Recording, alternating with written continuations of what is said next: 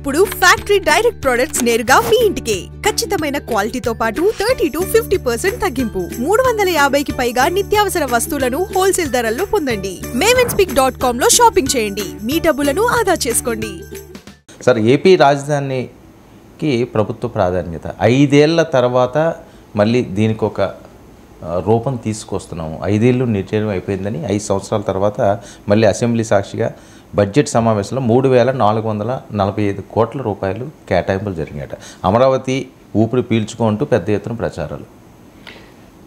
అమరావతికి ఊపిరి పీల్చుకుంటున్నది మాత్రం నిజం, దాంట్లో అనుమానం లేదు. ఎందుకంటే జగన్మోహన్ రెడ్డి పూర్తిగా దాన్ని నిర్వీర్యం చేశాడు. జగన్మోహన్ రెడ్డి చేసిన అతిపెద్ద తప్పుల్లో అమరావతి మొదటి తప్పుగా భావించాలి. జగన్మోహన్ రెడ్డి రాజకీయంగా పాలనాపరంగా చేసిన పెద్ద తప్పేంటి అంటే చంద్రబాబు నాయుడు దృష్టిలో పెట్టుకొని, చంద్రబాబు నాయుడు పట్ల తనకున్న భావనల్ని దృష్టిలో పెట్టుకొని పాలన చేశాడు. ఎప్పుడు కూడా పాలన ప్రజల్ని దృష్టిలో పెట్టుకొని చేయాలి.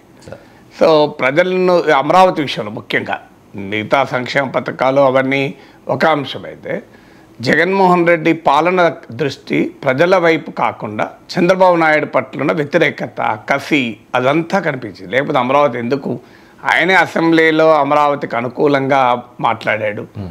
ఉన్న భూమి సరిపోదు, ఇంకెక్కువ కావాలన్నాడు. అమరావతికి అభ్యంతరం లేదన్నాడు. కానీ అధికారానికి రావటానికి ఎన్నికల ప్రచారంలో ఎక్కడా అమరావతిని మేము క్లోజ్ చేస్తాం, అమరావతి కాదు 3 రాజధానులు ఉంటే ఎక్కడా చెప్పలేదు. అకస్మాత్తుగా 3 రాజధానులు తీసుకొచ్చాడు. పోనీ 3 రాజధానులలో ఏదైనా ఒకటన్నా డెవలప్ అయిందా? అది డెవలప్ కాలేదు. విశాఖ రాజధాని అంటూ ఊరిస్తూ వచ్చారు. సంక్రాంతికి, దీపావళికి, దసరాకు అంటూ అక్కడి నుంచి నేనే వస్తాను. ఈవెన్ బెంగళూరులో ఇన్వెస్టర్ల మీటింగ్లో కూడా నేనే త్వరలో విశాఖకి షిఫ్ట్ అవుతున్నాను. ఇలా విశాఖ చుట్టూ కూడా స్పెక్యులేషన్లు, డేట్లు, ముహూర్తాలే తప్ప విశాఖకు పోయింది లేదు. సో అందువల్ల ఒక బిగ్ ఫియాస్కో. కానీ ప్రజల్ని దృష్టిలో పెట్టుకొని చేసుంటే ఈ సమస్య వచ్చేది కాదు. ఆయన దృష్టిలో అమరావతి చంద్రబాబు నాయుడు బ్రెయిన్ చైల్డ్. దీన్ని నేను ఎట్లా అంగీకరిస్తా? దానికోసం అనేక రకాల కథనాలు కూడా లేదు. ఇది కమల రాజధాని అని, పేదలకు రాజధానిలో చోటు ఉండదా అని. ఎక్కడైనా ఏ నగరంలోనైనా ఏ ఒక్క కులం ఉండదు. కోర్స్ కొన్ని కులాల వాళ్ళు కొన్ని ప్రాంతాల్లో, మన సమాజం యొక్క ప్రత్యేకత ఏంటంటే ఆఖరి కులాల వారిగా కూడా రెసిడెన్స్ ఉంటుంది. కొన్ని కమ్యూనిటీలో ఒక కులం వాళ్ళు డామినేటింగ్గా ఉంటారు, కొన్ని ప్రాంతాల్లో కేంద్రీకృతమై ఉంటారు. ఇప్పుడు ఉదాహరణకు మనకు జూబ్లీ హిల్స్, బంజారా హిల్స్లో ఒకప్పుడు సంపన్న కుటుంబాల వాళ్ళే ఉండేవారు. ఇప్పుడు చాలామంది అందరు వస్తున్నారు. కానీ సో ఇప్పటికీ కూడా జూబ్లీ హిల్స్ అంటే ఒక ఎలీట్ కూర్చుంటారు జూబ్లీ హిల్స్లో. సో అలా ఎక్కడైనా ఉంటుంది. కానీ ఒక నగరాన్నే కమల రాజధాని అని ప్రత్యేకంగా ఒక కులాన్ని అట్రిబ్యూట్ చేసి ఇలా గందరగోళం అంతా చేసుకున్నాడు. సో ఈ గందరగోళం స్వయంకృతాపరాధం. దీనితో ఆయన ఆశించింది ఏంటంటే అమరావతిలో 1,00,000 కోట్లు పోయడం ఎందుకు, 1,00,000 కోట్లు పోసి అమరావతిని డెవలప్ చేయాలా, రాష్ట్రమంతా డెవలప్ చేయాలా అనే ఒక థీరీని ప్రవేశపెట్టి 3 రాజధానులతో తనకు ఉత్తరాంధ్ర, రాయలసీమలో కూడా ప్రాబల్యం వస్తుంది అని అంచనా వేశాడు. అంచనాలు ఘోరంగా తప్పాయి. ఎందుకంటే అమరావతిని ప్రజలు కృష్ణా గుంటూరు జిల్లా ప్రజల ఆస్తిగా చూడలే, అమరావతిని రాష్ట్ర రాజధానిగా చూశాడు. జగన్మోహన్ రెడ్డి మిస్ అయిన పాయింట్ ఏంటంటే అసలు ఆంధ్రప్రదేశ్ రాష్ట్రం విభజన సందర్భంగా ప్రజల్లో ఉండే అసలైన భావోద్వేగం ఏంటి, చంద్రబాబు నాయుడు 2014లో ముఖ్యమంత్రి చేసిన రాజకీయ అంశం ఏంటి, ఇది జగన్మోహన్ రెడ్డి గుర్తించలేకపోయాడు. ఎందుకంటే మీకు 2012లో ఉప ఎన్నికలు జరిగితే జగన్మోహన్ రెడ్డి కాంగ్రెస్ పైన తిరుగుబాటు చేసి వైఎస్ఆర్ కాంగ్రెస్కి ఏర్పడిన తర్వాత మీకు ఉప ఎన్నికల్లో తెలుగుదేశం పార్టీ డిపాజిట్ గల్లంతే దాదాపు అన్ని సీట్లు గెలుచుకున్నది వైఎస్ఆర్ కాంగ్రెస్ స్వీపక్షగా. సో కానీ 2014కి వచ్చే వరకు 2% ఓట్ల తేడాతో టీడీపీ అధికారంలోకి వచ్చింది. ఏంటి పరిణామక్రమం, మార్పు ఏంటి? 2 ఏళ్ళకి పీరియడ్ కదా. 2012లో ఉప ఎన్నికల్లోమో వైఎస్ఆర్ కాంగ్రెస్ స్వీపు, తెలుగుదేశం పార్టీ డిపాజిట్లు గల్లంతు. 2 ఏళ్లలో చంద్రబాబు నాయుడు 2% ఓట్ల తేడాతో ముఖ్యమంత్రిగా గెలవడం. దీనికి కారణం ఏంటి అంటే రాష్ట్ర విభజన. రాష్ట్ర విభజనకు ప్రధానంగా ప్రజలు వ్యతిరేకించింది. ఇదే ప్రాంతంలో గతంలో ప్రత్యేక ఆంధ్ర రాష్ట్రం కొరకు పోరాటాలు జరిగినాయి. ప్రత్యేక ఆంధ్ర రాష్ట్రం కొరకు పోరాటం జరిగిన గడ్డపైన సమైక్య ఆంధ్ర కొరకు ఆరాటం ఎందుకు కనిపించింది?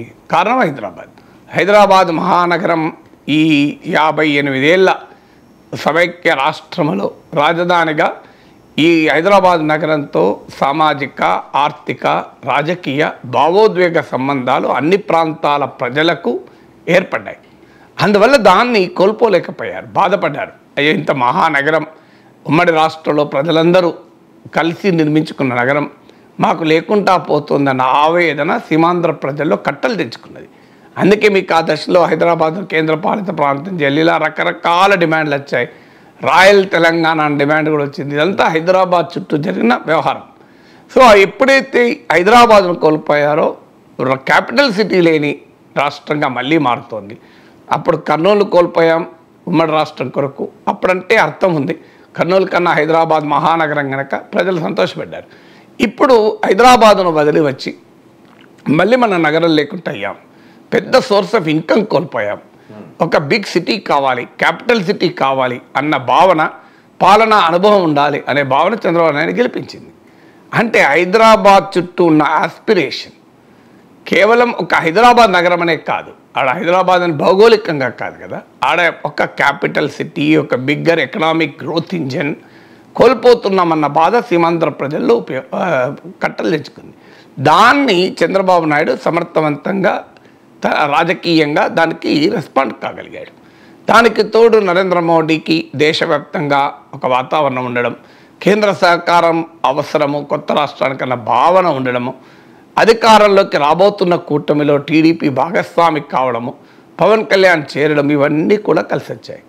ఇవన్నీ కలిసి వచ్చిన అసలు ఫ్యాక్టరీ ఏంటి? మళ్ళీ హైదరాబాద్ నగరం, దానికో ప్రత్యామ్నాయం. అందుకే మీరు గమనించినప్పుడు ఎన్డీఏ ప్రచారంలో కూడా ఢిల్లీ అసూయపడే రాజధాని, హైదరాబాదును తలదన్నే రాజధాని నిర్మిస్తాం అనే నినాదంతో అధికారంలోకి వచ్చారు. 5 ఏళ్లలో వాస్తవంగా చంద్రబాబు నాయుడు గ్రౌండింగ్ చేయలేదన్న విమర్శలు కూడా ఎదుర్కొన్నాడు. అంటే కొన్ని టెంపరీ బిల్డింగ్లు కట్టాడు. ఇప్పుడు మన హైదరాబాద్ నగరంలో సెక్రటేరియట్ కట్టారు. 6 నెలలు 7 నెలలు 1 ఇయర్ లోపల అయిపోయింది కదా. అలాంటి ఐకానిక్ బిల్డింగ్ ఉందా మీకు అమరావతిలో? 5 ఏళ్ళు ఇప్పటికి లేదు. ఒక్క హైదరాబాద్లో సెక్రటేరియట్ ఎప్పుడు అనుకున్న తర్వాత కట్టి పడేశారు కదా. సో మీకు ఈలో సెంట్రల్ విస్టా ప్రాజెక్ట్ 20,000 కోట్లతో బ్రహ్మాండంగా కొత్త పార్లమెంట్ బిల్డింగు, అన్ని ఆఫీసులు కూడా వచ్చేసినాయి కదా. మరి ఈ అమరావతిలో రాలే కదా. అది వాస్తవంగా చంద్రబాబు నాయుడు పైన విమర్శ కూడా వచ్చింది ఆ రోజుల్లో.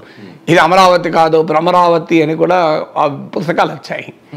దాన్ని జగన్మోహన్ రెడ్డి ఉపయోగించుకోలేకపోయాడు. వాస్తవంగా 2019లో అది ఎన్నికల్లో ఆయనకు ఉపయోగపడ్డది, కానీ తర్వాత దాన్ని అడ్వాంటేజ్గా మార్చుకోలేకపోయాడు.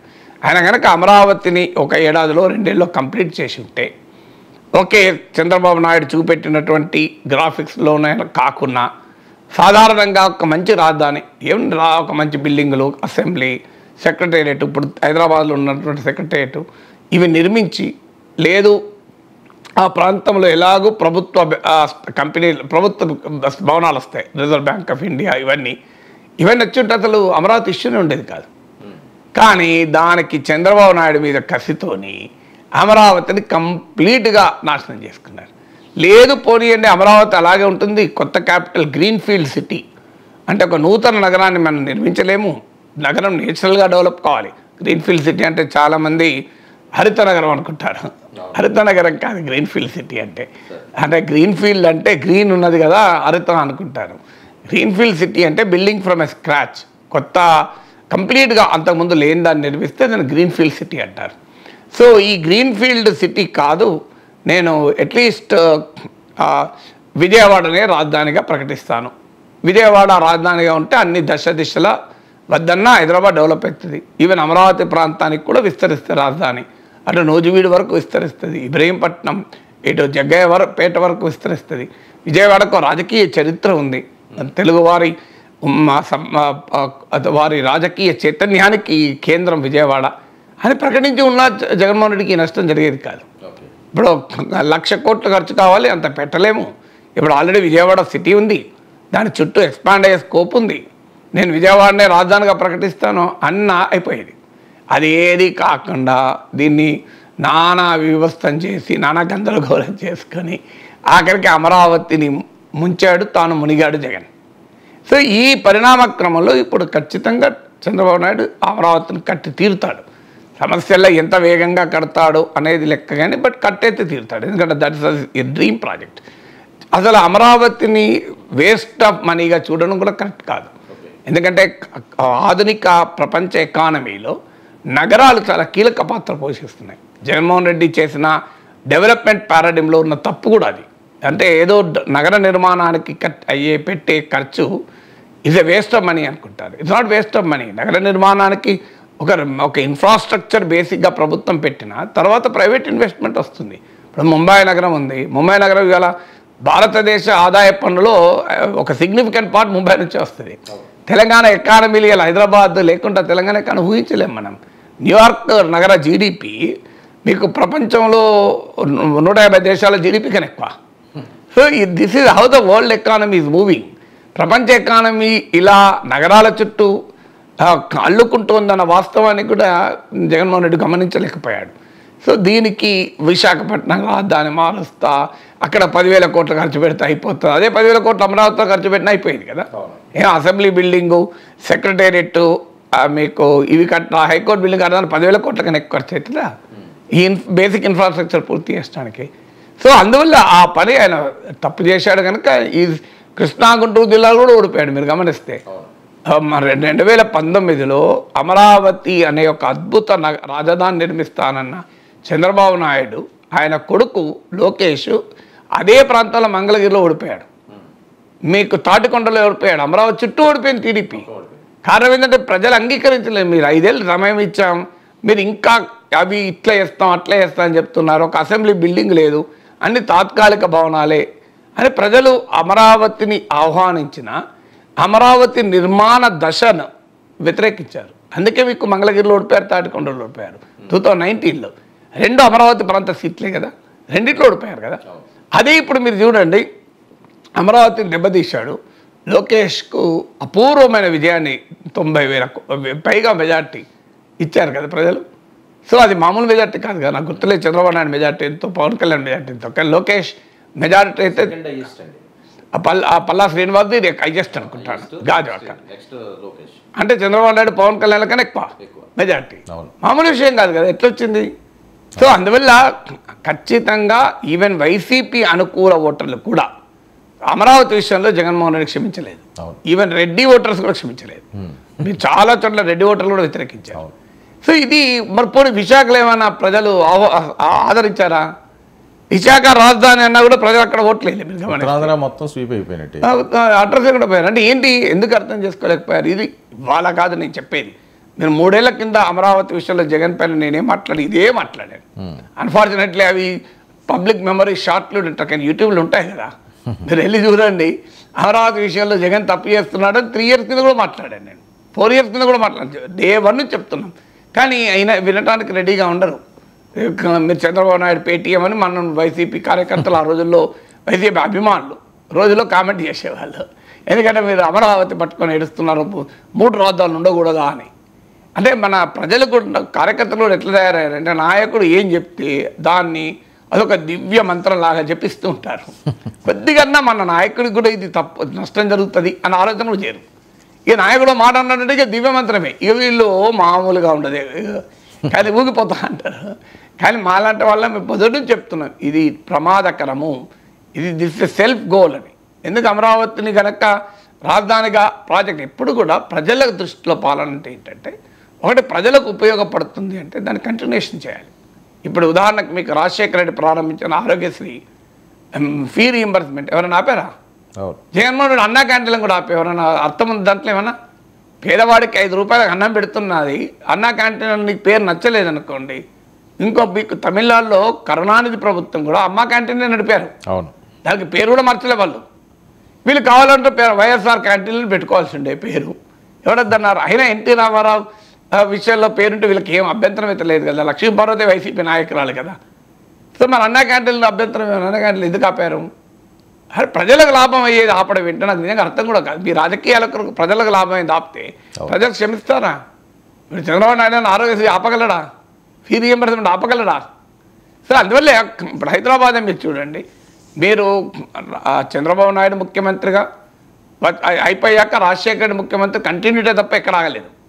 రోషయ్య కిరణ్ కుమార్ రెడ్డి ముఖ్యమంత్రి కంటిన్యూటీ, కేసీఆర్ ముఖ్యమంత్రి కంటిన్యూటీ, ఇప్పుడు రేవంత్ రెడ్డి మళ్ళీ ముఖ్యమంత్రి కంటిన్యూటీ. ఎక్కడ నాగేదా హైదరాబాద్? మీరు హైదరాబాద్ ట్రాజెక్టరీ చూస్తే ముఖ్యమంత్రులతో సంబంధం లేదు. అవును. ఇది నేను చెప్పడం కాదు, రేవంత్ రెడ్డి ఈ మధ్య చెప్పాడు, కేసీఆర్ను కూడా కలుపుకొని చెప్పాడు, చంద్రబాబు నాయుడు కూడా చెప్పాడు హైదరాబాద్లో ఈ కార్యక్రమం కంటిన్యూ అయింది అని. మీకు నిజాం కాలం నుంచి మొదలుకొని రేవంత్ రెడ్డి కాలం వరకు హైదరాబాద్ యొక్క డెవలప్మెంట్ ట్రాజెక్టరీలో ఎక్కడ అమరావతి అనుభవం లేదు మనకు. అమరావతి అనుభవం ఎక్కడ హైదరాబాద్ ఉందా? ఎవరైనా నాకేం సంబంధం, ఈ సైబరాబాద్ చంద్రబాబు నాయుడు చేశాడు, నేను ఈ సైబరాబాద్ వ్యతిరేకంగా హైటెక్ సిటీ పీక్ పడేస్తా అని రాజశేఖర రెడ్డి అనలేదు కదా. జగన్మోహన్ రెడ్డి తన తండ్రి అనుభవమే ఉంది కదా. సో చంద్రబాబు నాయుడు టైంలో ఇది వచ్చింది, ఈ హైటెక్ సిటీ, ఈ సైబరాబాద్, ఈ ఐటీ ఏంది, ఇదంతా అయ్యేది లేదు పోయేలేదు, నా ప్రియారిటీ ఇది కాదు అని రాజశేఖర రెడ్డి అనుకున్నాడా? ఐటీ రాజశేఖర రెడ్డి వచ్చాక కూడా ఐటీ ఎగుమతులు ఏం తగ్గలేదు. పోనీ తెలంగాణ వచ్చాకైనా ఆ రాజశేఖర రెడ్డి కోకాపేట డెవలప్ చేసి నాకేం సంబంధం కోకాపేట అన్నాడా? కానీ కేసీఆర్ టైంలో కోకాపేటకు మోకిల్ యాడ్ అయింది, కొల్లూరు యాడ్ అయింది, కోకాపేట ఆగలేదు మీరు గమనిస్తే. అందువల్ల ఎప్పుడు కూడా ప్రజల దృష్టితో ఆలోచించాలి. తమ ప్రత్యర్థుల్ని దృష్టిలో పెట్టుకొని కళ్ళు మూసినా కళ్ళు తెరిచినా తమ రాజకీయ ప్రత్యర్థి కనబడితే అది నష్టం కదా. అది జగన్కైనా వర్తిస్తుంది, ఈవెన్ చంద్రబాబు నాయుడుకైనా వర్తిస్తుంది. ఇప్పుడు కూడా టీడీపీ నేతలకు కళ్ళు తెరిచినా కళ్ళు మూసినా వాళ్ళకి జగనే కనబడుతున్నాడు. జగన్ దృష్టితో పాలన చేస్తే మళ్ళీ జగన్కి వచ్చిన అనుభవమే వస్తుంది. జగన్ దృష్టితో పాలన అవసరం లేదు. మీరు ప్రజలు మిమ్మల్ని ఎన్నుకున్నారు, బ్రహ్మాండమైన తీర్పు చెప్పారు, మీరు ప్రజల దృష్టితో చేయండి, జగన్ వదిలేయండి, జగన్ ప్రజలు చూసుకున్నారు కదా, చూసుకుంటారు. కానీ ఉదయం లేస్తే నిద్ర కళ్ళు మూసినా కళ్ళు తెరిచినా జగనే కనబడుతున్నాడు కదా. సో వీళ్ళదే తప్పు చేస్తున్నారు. మళ్ళీ మీరు చూస్తున్నాను నేను ఇవ్వాలంటే జనానికి కోపం వస్తుంది, మళ్ళీ జగన్ పేటీఎం బ్యాచ్ అని కింద కూడా వేదవాళ్ళు కామెంట్ చేస్తారు. కానీ నేను ఇవాళ చెప్తున్నా, మీరు మన నెక్స్ట్ ఎలక్షన్ల తర్వాత 5 ఏళ్ళకో 10 ఏళ్ళకో నేను చెప్పి నిజంగా చూడండి మీరు. ఎందుకంటే ఇది ధోరణి కరెక్ట్ కాదు. ఎప్పుడు రాజకీయాల్లో ప్రత్యర్థుల్ని ఎవరైనా అటాక్ చేస్తారు, కాదని అంటలేరు, కానీ ప్రజల దృష్టితో పాలన చేయాలి, ప్రత్యర్థి దృష్టితో రాజకీయం చేయాలి. ఈ రెండు మిక్సప్ చేయకూడదు. పాలన విషయంలో ప్రజలు తప్ప ఇంకో ఆలోచన రాకూడదు. అది ఎవరన్నా కానీ ఏదన్నా కానీ నాకు ప్రజలు ముఖ్యం. సో అది ప్రజలకు ఉపయోగపడుతుంది అంటే నేను చేస్తాను, ప్రజలకు ఉపయోగపడదంటే నేను చేయను. కానీ రాజకీయాలు ప్రత్యర్థులు ఉద్దేశించాలి. ఈ రెండింటిని మిక్స్ చేసి ప్రజలను వదిలేసి పొద్దున్న లేపితే ప్రత్యర్థులను స్మరించి కూర్చుంటే, ఇప్పటికీ మీరు గమనించండి, నేను బడ్జెట్లో గత ప్రభుత్వ పాలన గురించి ఎక్కువ పెట్టడం. అరే ప్రజలు వాళ్ళు తెలుసుకొని నీకు అధికారం ఇచ్చాక ఇంకా నువ్వు మర్చిపోకపోతే ఎట్లా? ప్రజలు మర్చిపోయింది జగన్ గైన్, చంద్రబాబు నాయుడు మర్చిపోడు, పవన్ కళ్యాణ్ మర్చిపోడు, జగన్ అంటే మర్చిపోయి ప్రజలు కూడా మర్చిపోకుండా చేస్తున్నారు, గుర్తు చేసి. ఒక దశగా జగన్కి ఏమంటే అయ్యో పాపం ఇంత వాయించుతాను జగన్, ఆయన ఏమన్నా మంచిగా చేసిండేమో, వీళ్ళకి ఇంత కోపం అనే ఫీలింగ్ వస్తుంది ప్రజలకు కూడా. సరే.